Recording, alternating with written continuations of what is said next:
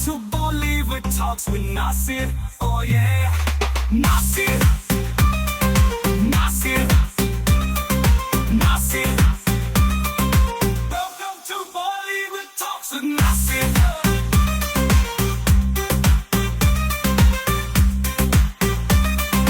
Hello everyone, मैं हूं Nasir and welcome to Bollywood talks with Nasir. और आज मेरे साथ एक ऐसे कलाकार हैं जिन्हें आपने बहुत सारे एड फिल्म्स में देखा है, फिल्मों में देखा है, टेलीविज़न में देखा है, वेब सीरीज़ में देखा है।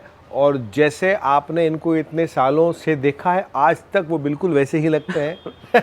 तो ज़्यादा वक्त ना लेते हुए चलिए मिलते हैं राजकुमार कनौजिया से। Raj, thank you so much मेरे यहाँ आने के लिए, बहुत बहुत शुक्रिया। First of all thank you so very much Nasir भाई फॉर हैविंग मी हियर। नहीं, मैं तो शुरुआत ही आपसे करने वाला था। आपको पता है, बट देर आए दुरुस्त है।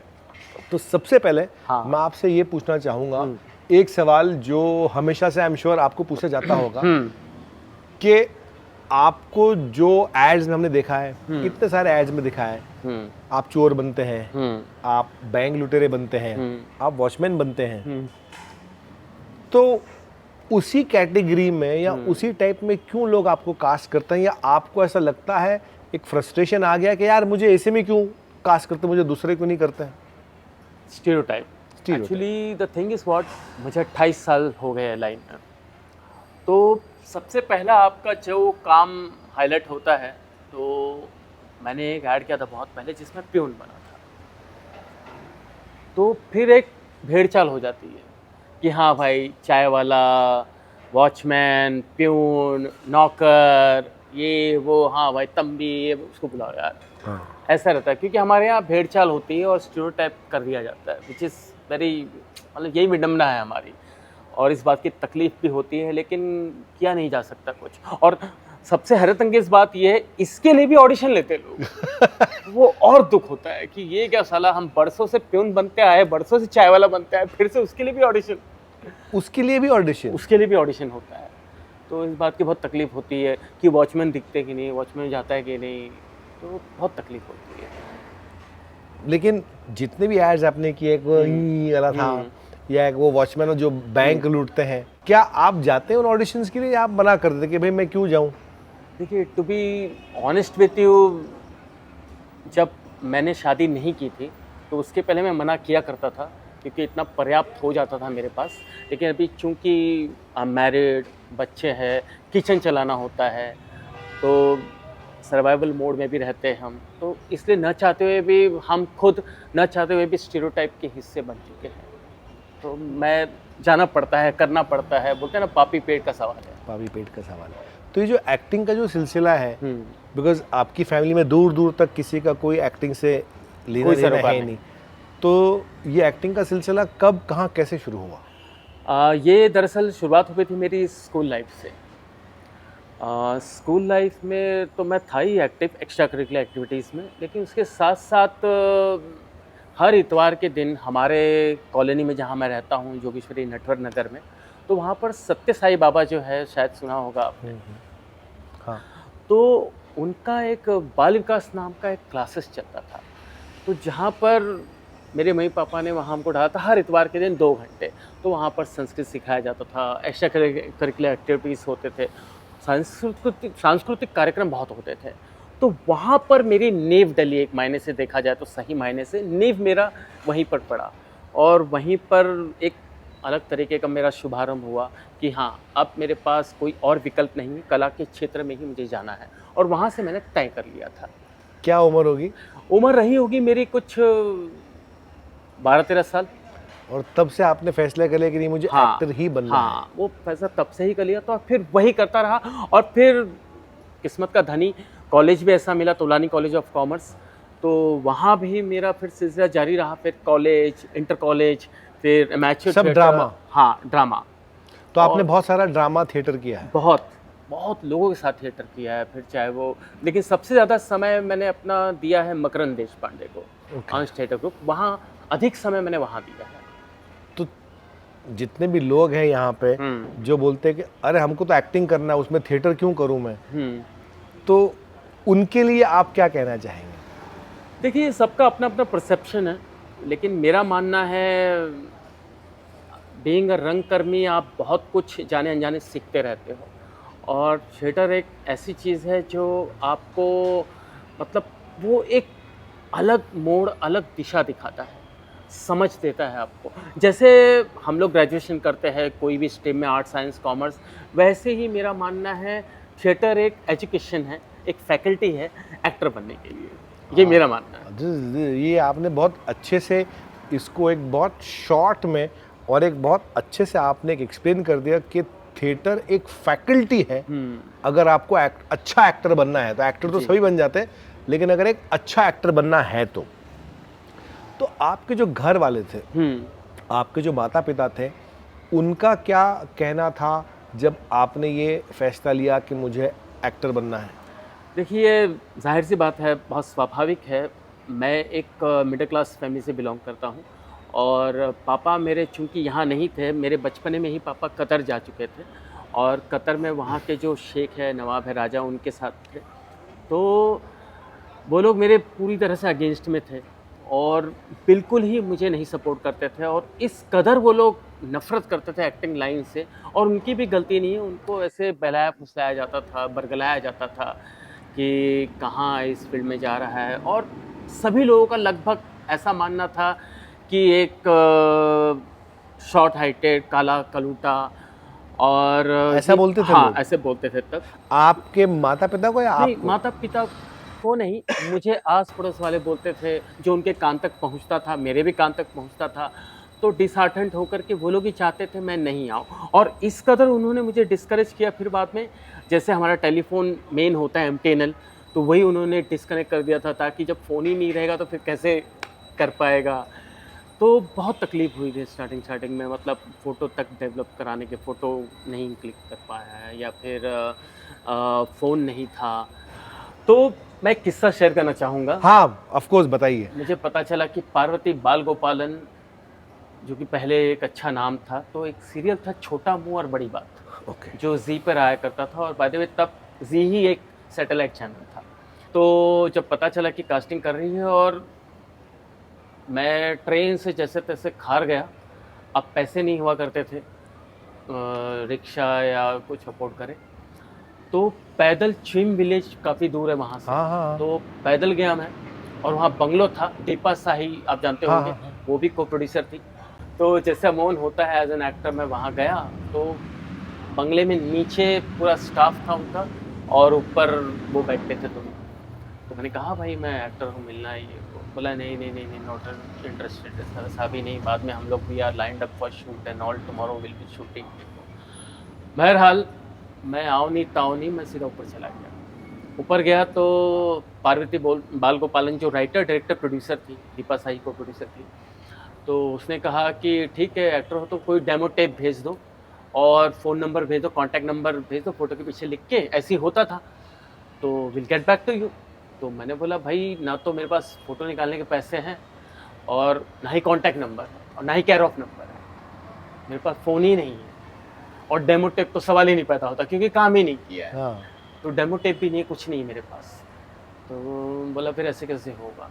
तो मैंने मैं कुछ परफॉर्म करके दिखाता हूँ। तो बोले नहीं हमारे पास टाइम नहीं है परफॉर्मेंस देखने का। तो मैं शुरू हो गया सीधा, मैं शुरू ही हो गया और शुरू हो गया तो मैं 45 मिनट्स तक मोनोलॉग किया, और वो ऑल स्टाफ आर एनग्रॉस्ड, बहुत अच्छा। और जानबूझ के मैंने अंग्रेजी में किया मोनोलॉग, तो मैं बोला मैं दिखता ऐसे हूँ, अगर ऐसा करूँगा तो सोने पे सुहागा हो जाएगा। और वो सारे लोग थोड़ा इंग्लिश टाइप के लोग थे, तो काफ़ी इम्प्रेस्ड हो गए। फिर बोले ठीक है, और तभी फिर उन्होंने मुझे साइन किया कंटिन्यूटी कैरेक्टर के लिए। तो पहला शो था मेरा जिसमें कंटिन्यूटी कैरेक्टर था। फिर बाद में मैंने बोला कि मेरे पास फ़ोटो तो कुछ नहीं है, बोला नहीं ज़रूरत नहीं, नंबर दे दो। हाँ कंटिन्यू। तो मैं फिर नंबर भी नहीं था, तो मैंने बोला एक काम करो, मैं आपको फ़ोन किया करूँगा, आप बोलो कब। तो मैं फ़ोन करता था कब शूटिंग है, फिर लोग बोलते थे हाँ आ जाओ। इस तरह से हुआ।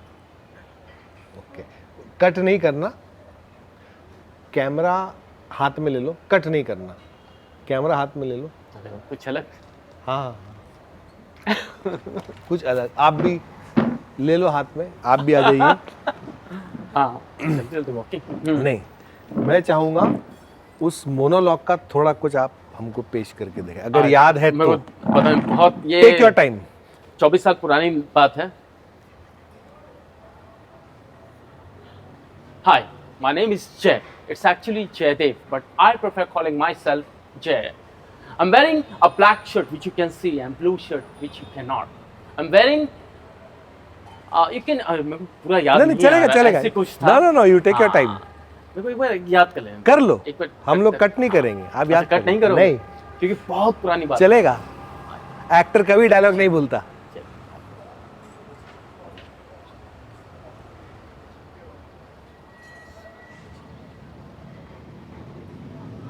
Hi, my name is Jay. It's actually Jaydev, but I prefer calling myself Jay. I'm wearing a black shirt which you can see and blue jeans which you cannot, and I'm barefooted. I'm nearly 6 feet tall, doe-eyed and fair-skinned. As you can see, I keep my hair short and I'm clean-shaven, though I sport a little mustache. I have a scar on my right eye because when I assault on the playground when I was a boy, and this has since become an identification mark and is mentioned in my passport. Oh, I haven't told you my age, but it shouldn't be difficult for you to guess. Let me put it this way, I am of the age you think I am, and this could be anything, and it doesn't really matter. But let me tell you more. I'm jobless and have no more than 4 rupees in my pocket right now. I drink and smoke and provide comfort to my soul by sleeping and drinking and having fun. That's it. बड़ा याद नहीं यार, पसीना पसीना क्या, पोंछ ले, cut नहीं करना, बैठ जाओ आप। हाँ, बहुत बढ़िया यार, 24 साल बाद आपने करवाया, बट इतना सारा। और ये मेरा 1 घंटे 20 मिनट का मोनोलॉग था, जिसमें मुझे के मेनन ने बहुत हेल्प किया था। I used to do theatre then with Makarand Deshpande, तो के मेनन ने मुझे बहुत सपोर्ट किया। फ्रेम इज ओके, हाँ कंटिन्यू। ये जो आपने परफॉर्मेंस किया, ये प्ले के लिए था या किस चीज़ के लिए था ये? बेसिकली ये एक मोनोलॉग था जो मैंने इसकी रणनीति बनाई थी कि मेरी जैसी कद काठी या मौन मुझे अंडर एस्टिमेट किया जाता है आज भी, तो क्योंकि उसमें आपने कहा था मैं गोरा हूँ, मेरे बाल ऐसे हैं, मैं लंबा हूँ। हाँ, तो ये एक प्ले था जो रजित कपूर एक्टर जानते होंगे, मेकिंग गांधी वाले, तो ये वो किया करते थे मोनोलॉग। तो ये इनके राइटर आर राजराव वो भी हैं, तो मैंने फिर बाद में सोचा मैं करूँगा। ये पृथ्वी में हो चुका था शो, लेकिन फिर मैंने किया इसको। तो आज ये पहली बार उस दिन के बाद, हाँ 24 साल बाद आज पहली बार लोग देख रहे हैं। हाँ तो ये प्ले की बहुत सी चीज़ें जुड़ी हुई इस प्ले, कहीं ना कहीं ये प्ले ने मेरा काया पलट कर दिया था। पहली मर्तबा मैंने कैमरा फेस किया था इसी प्ले के बदौलत अमूल इंडिया शो में, जो संजना कपूर का आता था, अगर आपको याद हो स्टार प्लस पे। तो पहली मर्तबा मैंने कैमरा फेस किया था इंटरव्यू देते हुए, बोलो, तो वो एक है। प्लस पहली बार टाइम्स ऑफ इंडिया में मेरा प्रॉपर राइटअप आया था विद फोटोग्राफ्स, और बड़ा राइटअप, लगभग आधा पेज था इस मोनोलॉग के बाद, इस मोनोलॉग की बदौलत। और आज फिर ये मोनोलॉग लोग देख रहे हैं और फिर आपकी काया पलटेगी, देख लेना, हॉलीवुड की पिक्चर मिलेगी, तो मेरा 20%। वैसे 6 इंटरनेशनल फिल्में कर चुका हूँ मैं। ओह, हाँ, ये बहुत कम लोग हम उसमें भी आएंगे लेकिन जो किस्सा, हाँ, तो ये एक मैंने जैसे कहा कि टाइम्स ऑफ इंडिया में पहली मर्तबा में इसकी बदौलत आया, कैमरा फेस इसकी बदौलत किया। शशि कपूर साहब ने ये मेरा मोनोलॉग देखा था, उन्होंने मुझे 500 रुपये तब दिए थे, जो मैंने आज तक संभाल करके रखा है। तो वो एक अच्छी यादगार है। और बहुत अच्छे लोग श्रोता थे इस प्ले में, मतलब जैसे के मेनन हो गए, संजना कपूर हो गई, मकरंद देशपांडे हुए, अमित मिश्री, बहुत लोगों ने ये प्ले देखा था मेरा। मैं राज भाई के बारे में एक बात बोलना चाहूँगा कि बहुत ऐसे कम लोग हैं इस इंडस्ट्री में, इस दुनिया में, जो बहुत सारे लोगों से मिल चुके हैं। ये एक ऐसे कलाकार हैं, एक ऐसे एक्टर हैं, ऐसे इंसान हैं जो बड़े बड़े लोगों के पास जा करके इनसे मिलकर आए हैं। ये हमेशा मुझे बताते रहते हैं, बट अब ये आपको बताएंगे। और मैं हमेशा इनसे कहता हूँ कि ये एक इंस्पिरेशन है, जो इनमें एक नेचुरल बात है कि जो बड़े सीनियर लोग हैं, गुणी लोग हैं, उनसे जाके मिलना और उनसे कुछ चीज़ हासिल करना। सच में नासिर भाई, I am really very fortunate enough कि मैं बहुत ही बड़े उम्दा शख्सियत से रूबरू हुआ हूँ, जिसमें आपके फादर आते हैं।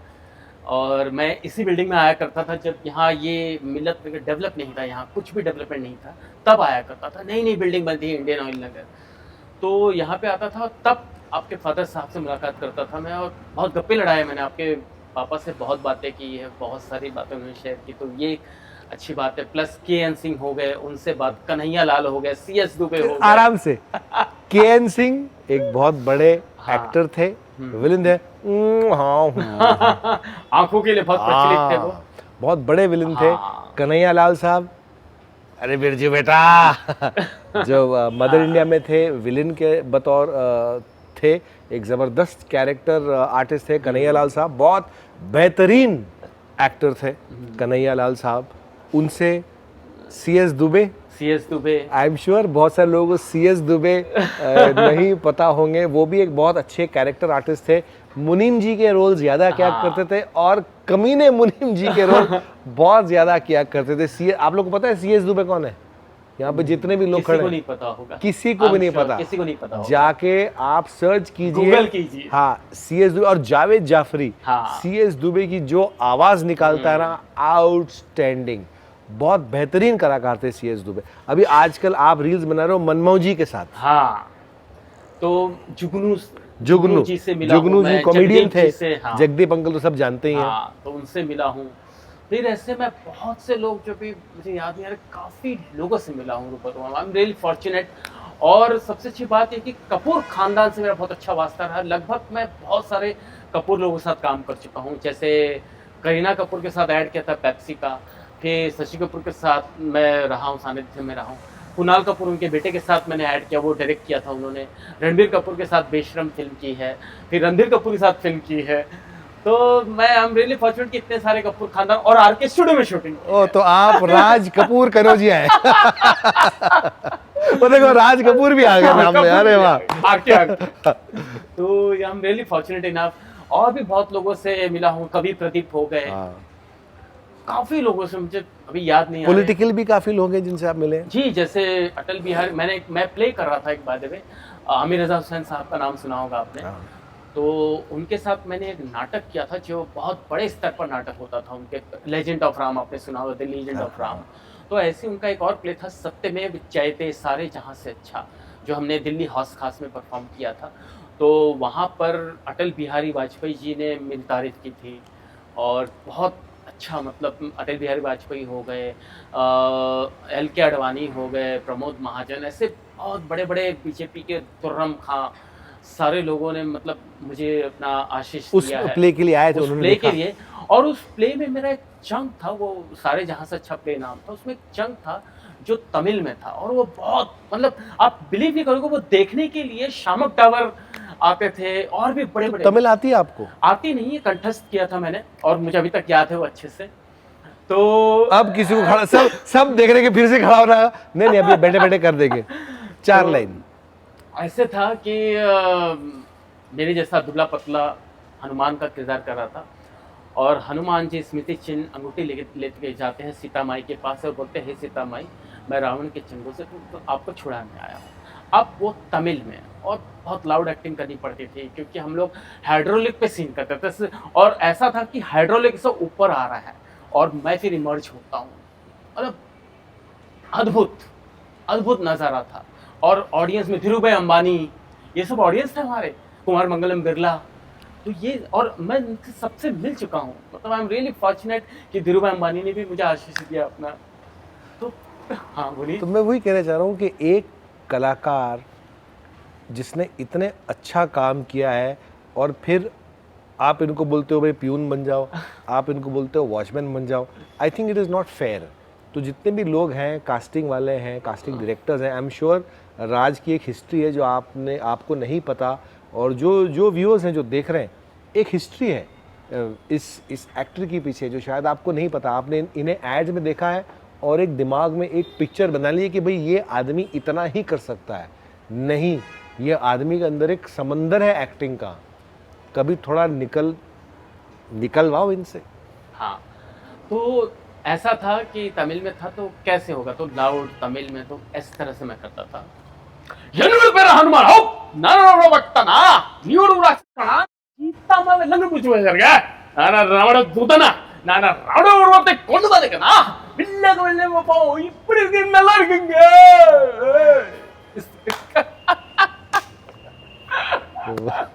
वाह यार, रियली वाह, thank you so much. Really very वाह।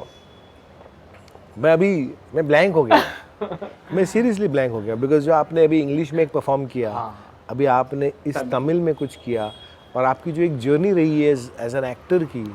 और एक बात बता दूं, ये प्ले पूरा बच्चन साहब, पूरी बच्चन फैमिली आई थी देखने के लिए, और तब अभिषेक बच्चन, श्वेता बच्चन ने कैमरा फेस नहीं किया था, और बकायदा वो लोग जया आंटी के साथ मुझे ग्रीन रूम में मिलने आए थे कि इतने सारे एक्टर्स हैं बट यू आर फैंटाबुलस, ये वो, मतलब वो अब तक मेमोरी सब चेरिश कर रहा हूँ।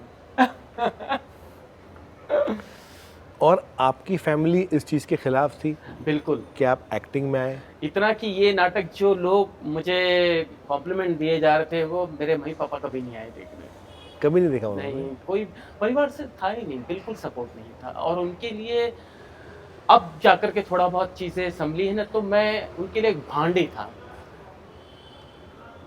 सबके लिए, रिश्तेदारों के लिए, आस पड़ोस, फ्रेंड सर्कल, काफ़ी मैंने सामना किया है, ह्यूमिलिएशन, इंसल्ट, काफ़ी कुछ।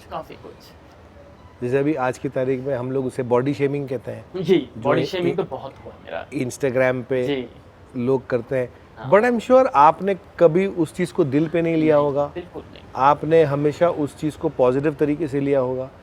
देखिए, मेरा एक सिद्धांत है नासिर भाई, वो ये कि आप शायद जानते होंगे baby Karanth, by the way मैं थिएटर फ्रेटर्निटी से भी बहुत लोगों को जानता हूँ। बेबी कारंत बहुत बड़ी हस्ती से, जिनको भीष्म पितामह कहा जाता है हिंदी रंगमंच का, तो उन्होंने रघुवीर यादव ने मिलवाया था मुझे, और उन्होंने एक बात कही थी, वो मैंने गांठ बांध ली, वो ये करते चलो भूलते चलो। इन शॉर्ट, जैसे अंग्रेजी में कहावत, never to rest on your past laurels, करते चलो भूलते चलो। So every time it's a new beginning. Yeah, exactly. So that's what I firmly believe in. तो अभी आपको इंडस्ट्री में तकरीबन 28 साल हो गए जी। ये सब करते करते, आपके बच्चे क्या इस लाइन में फॉलो करना चाहते हैं? ऐसा है कि मेरी बीवी को भी पसंद नहीं मेरा ये लाइन, जैसे मेरे माता पिता को पसंद नहीं था, तो बीवी को भी पसंद नहीं है। देखिए, ना माँ बाप को पसंद था, ना वाइफ को पसंद है, ना घर वालों को पसंद था, ना मोहल्ले वालों को पसंद था। इतनी सारी चीज़ें बोली गई कि तुम दुबले हो, काले हो, ऐसे हो, वैसे हो, नाटे हो, शक्ल सूरत नहीं है तो एक्टिंग क्या करोगे। इसके बावजूद भी ये इंसान ने हार नहीं मानी, ये अपने लक्ष्य को फॉलो करता रहा। इसका जो ड्रीम था, इन्होंने जो अपने लिए फ्यूचर सोचा था, इन्होंने उसी पे फोकस किया, और ये इतने सालों के बाद यहाँ पर पहुँचे हैं, एंड आई एम श्योर ये और आगे भी जाएंगे, बिकॉज वो जो मोनोलॉग था जो आपको यहाँ तक लाया था, जो आपने दोबारा वापस से पब्लिक को दिखाया, आपको ये कहीं और लेकर जाएगा। आपने इंटरनेशनल फिल्में भी की हैं जी, उसके बारे में कुछ बताइए। मैंने नासिर भाई अब तक कुल मिलाकर, ये बहुत कम लोग जानते हैं, 6 इंटरनेशनल फिल्में की हैं, और जर्मन फिल्म की एक मैंने, the girl with Indian emerald, which is available on several platforms, उसमें मेरा बहुत ही अहम किरदार था। और मज़े की बात ये है, जब, और उसमें बातें हुए इरफान खान, नवाज भाई, काफ़ी लोग भी शॉर्टलिस्टेड थे, तो मेरा हुआ, और हम लोग जयपुर में शूट कर रहे थे। Michael Caron was the director, and Emily Hamilton, नहीं सॉरी, वो दूसरी फिल्म थी, हाँ, स्टेफनी स्टांट, वो जर्मनी की बहुत प्रख्यात अभिनेत्री है, वो थी, और मेरा बहुत ही अहम किरदार था, बहुत ही मज़ा आ गया। तो मैंने माइकल कैरन से बोला भी, अब मेरे को किरदार था होटल का ओनर, लेकिन इंडियन बैकड्रॉप में, तो मैंने उसमें अंग्रेज़ी बोली है, लेकिन विथ जर्मन सबटाइटल्स आ रहे हैं उसमें। तो मैंने डायरेक्टर से कहा भी, मैंने बोला अगर यही फिल्म इंडिया में कोई निर्देशक शूट कर रहा होता, तो मुझे या तो वो बैरा बनाता, वेटर बनाता, या बेल बॉय बनाता, या ऐसे ही कुछ मुझे सबॉर्डिनेट कुछ बनाता स्टाफ होटल का, लेकिन आपने ओनर बना दिया। तो ये है जो मतलब यहाँ विडम्बना है कि यहाँ नहीं, आज तक नहीं हो पाया और वहाँ कर दिया मैंने। तो काफ़ी लोगों ने सराहा इस रोल को, तो बहुत अच्छा रोल था उसमें। और मैंने ये पाया कि German films are far ahead of us. मज़ा आ गया मतलब film, specially as far as technicalities goes, तो वो मज़ा आया। फिर मैंने फ्रेंच फिल्म की है, प्रॉपर हॉलीवुड की 2 फिल्म की है। एक मैंने की थी Emily Hamilton, you must be knowing her, उसके साथ किया था, डाना ऑफनबार्ग। अभी फोन आया था उसका, she just called me, मैं बोला मैं अभी बिजी हूँ, मैं राज के साथ, बोला ओ यार राज you did movie with me so हाँ, तो वो की है।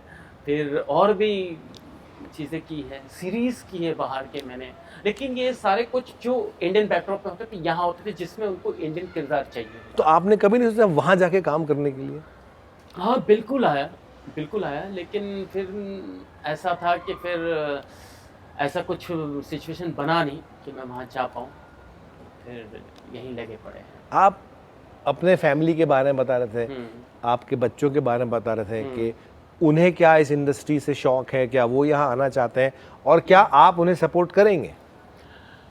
मेरा सबसे पहले बता दूं कि मेरा इकलौता बेटा है वेदांश, और उसे भी ज़रा भी दिलचस्पी नहीं इस फील्ड से, ज़रा भी नहीं। इनफैक्ट उन्होंने भी, मतलब मेरे बेटे ने भी कोई फिल्में नहीं देखी मेरी, ज़्यादा एक आध फिल्म देखी होगी, उसे भी इतना नॉलेज नहीं है क्या है क्या नहीं। और वो एज ऑफ नाउ वो एस्ट्रोनॉमी परस्यू करना चाहता है। एस्ट्रोनॉमी? ओह वाह, एस्ट्रोनॉमी विच इज़ मतलब शायद ऐसा पहली मर्तबा हुआ कि एक कलाकार का बेटा एक अलग कला की दुनिया में जा रहा है। बहुत अच्छी बात है, बहुत अच्छी बात है, मैं प्राउड फील करता हूँ। देखिए आप स्टार बनना चाहते थे, हाँ, और आपका बेटा स्टार तक जाना चाहता है तो कनेक्शन है। ऐसा नहीं है कि वो जुड़ा हुआ है, स्टार से जुड़ा हुआ है। बिल्कुल। ओके, तो चलो वो तो सवाल ही खत्म हो गया कि आप उन्हें सपोर्ट, तो कैसा लगता है आपको, क्या आपने कभी उससे कहा है कि बेटा कहाँ उस चीज़ में जा रहा है, इस चीज़ में? देखिए मेरा पहले से ये सिद्धांत था, कुछ चीज़ें मैंने प्लान कर रखी थी कि अगर मैं बच्चा करता हूँ तो एक ही बच्चा करूँगा, और फिर चाहे वो किसी भी क्षेत्र में जाए मैं उसे निस्वार्थ निस्संदेह सपोर्ट करूँगा। जो आपको नहीं मिला? हाँ, जो मुझे नहीं मिला। तो मैं चाहता था, यही वजह है कि जो प्यार से मैं वंचित रहा, स्नेह दुलार से वंचित रहा, वो मैं पूरी प्रयास करता हूँ कि उसे मिले, और मैं उसे काफ़ी पैम्पर करता हूँ अपने तरीके से जितना हो सके। एंड इतने साल का एक्सपीरियंस है, इतने सारे अप्स एंड डाउन्स हैं, तो जो नए लोग हैं जो देख रहे हैं उनसे क्या आप क्या कहना चाहेंगे? देखिए उनसे यही कहना चाहूँगा कि अंधे दौड़ में न दौड़ें, भेड़ चाल में न चलें, और अगर आप में अंदर कुवत है, लेकिन ये बता दो कि अगर कला के क्षेत्र में आना है तो उसकी तैयारी होनी चाहिए। फिर आपको उसके लिए पढ़ना बहुत ज़रूरी है, क्योंकि अध्ययन एक अहम हिस्सा है। क्योंकि ये बहुत अक्सर ऐसा होता है कि जो कुछ नहीं करता वो कलाकार बन जाता है। नहीं, जो सब कुछ करता है वही कलाकार बन सकता है। ऐसे क्यों कहते हैं आप? ऐसे इसलिए कहता हूँ क्योंकि एजुकेशन मैटर्स अ लॉट। क्योंकि जब आपको इल्म होता है, फिर चाहे वो सारी चीज़ों का इल्म हो, कला में सारे भिन्न भिन्न किरदार को हम निभाते हुए वो इल्म आपका काम आता है। फिर चाहे कैसा भी रोल। थोड़ा और एक्सप्लेन कीजिए विस्तार से अगर कहूँ तो, जैसे मैंने अब तक जितने भी वाले रोल करता आया हूँ, जैसे खोमचे वाले, रेडी वाले, फिर वाले रोल, हाँ वाले रोल जो भी करता आया हूँ, इट्स माई ओन डेफिनेशन कि acting is nothing but reacting to the situation as per the script demands, for which we need to observe and absorb in our own very way. No need to imitate. इसको फिर से कहना। Acting is nothing but reacting to the situation as per the script demands, for which you need to observe and absorb. So this is what my definition, my take on acting is. On acting is. तो ये जो बात राज ने भी कही है, तो जितने भी लोग यहाँ पर अगर एक्टर बनना चाहते हैं, इसको रिवाइंड कर करके सुनना, ताकि आपको समझ में आए कि भाई ने क्या बात कही है। बिकॉज ये तो कह गए, क्या कर गए और भूल गए लेकिन आप लोग मत भूलना, बिकॉज ये बहुत बड़ी बात इन्होंने एक बहुत छोटे से सेंटेंस में समझा दी है।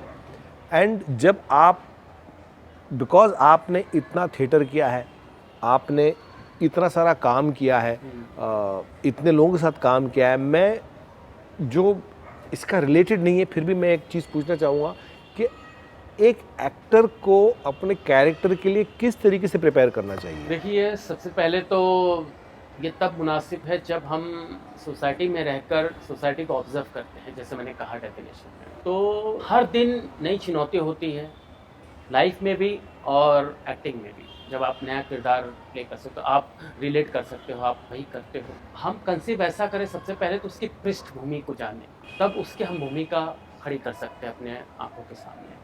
और एक बार जब क्रिस्टल क्लियर हो जाता है और अगर हमें अच्छे निर्देशक मिले जो हमें फ्रीडम दे सके, हमें देते हैं कि भाई आप अपने तरीके से आप कंसीव करो कैरेक्टर को, तो और मज़ा आ जाता है, सोने पे सुहागा हो जाता है। तो बहुत आसान हो जाता है फिर किरदार को निभाने, क्योंकि एक बार जब हम किरदार को समझ जाते हैं, उसकी पृष्ठभूमि हो गई, उसकी भूमिका हो गई, उसका क्या कनेक्शन है सबसे बाकी किरदारों से, तो give and take, it's basically it's a give and take, तो बहुत आसान हो जाता है। और फिर एक ऐसा टाइम आता है जब हमें डायलॉग्स याद करने की ज़रूरत नहीं होती है और वो खुद ब खुद हमारे हलक से जैसे निवाला निकलता है जो हमको नहीं चाहिए, वैसे वो शब्द निकलते हैं। तो बस ये है कि शब्दों का मतलब शब्दों की परिभाषा को समझना चाहिए और शब्दों का सही आकलन करने आना चाहिए, हमें समझ होनी चाहिए और फिर सब इजी हो जाता है। That is why it is called, in a way acting is easy and it's tough,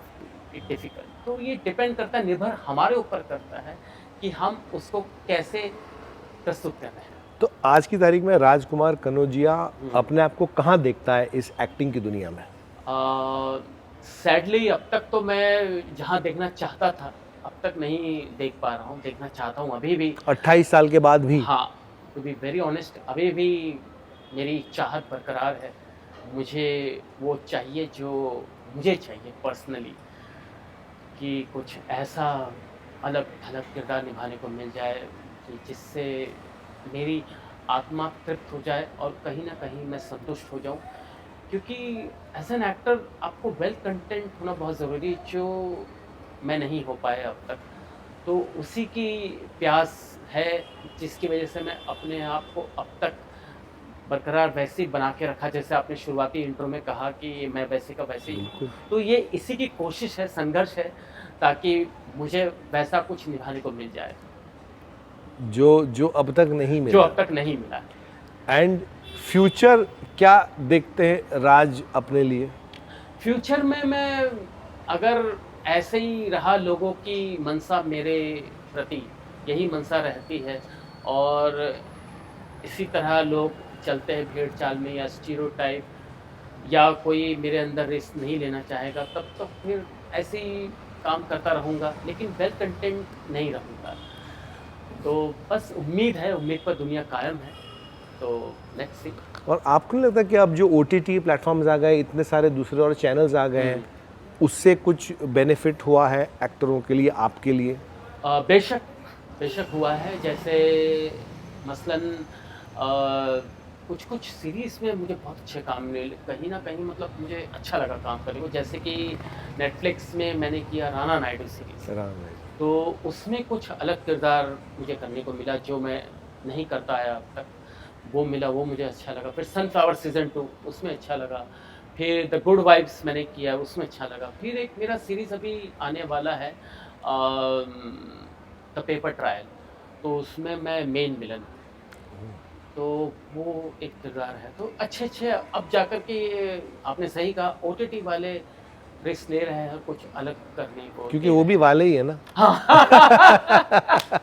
और जो सामने वाला वाले हो जाता है तो ये वाले को फिर हम वेले हो जाते हैं। तो राज, जाते जाते आप लोगों से क्या कहना चाहेंगे? मैं यही कहना चाहूँगा कि जैसे मेरा सिद्धांत है कि करते चलो, भूलते चलो, और मेरा मानना है कि जो टाइम का नहीं, टाइम उसका। तो आपको प्रिंसिपल्ड और डिसिप्लिन्ड होना बहुत आवश्यक है। जैसे कहावत है कि जो अपनी माँ का नहीं वो किसी का नहीं, और मेरी माँ फिलहाल सिनेमा। वाह, बहुत बहुत शुक्रिया राज आने के लिए। और मैं नासिर वापस आऊँगा किसी और को लेके, फ़िलहाल इजाज़त दीजिए। And thank you so much Rajkumar for coming on Bollywood talks with Nasir. It was entirely my pleasure for having me. Thank you so much. Welcome to Bollywood Talks with Nasir. Oh yeah, Nasir.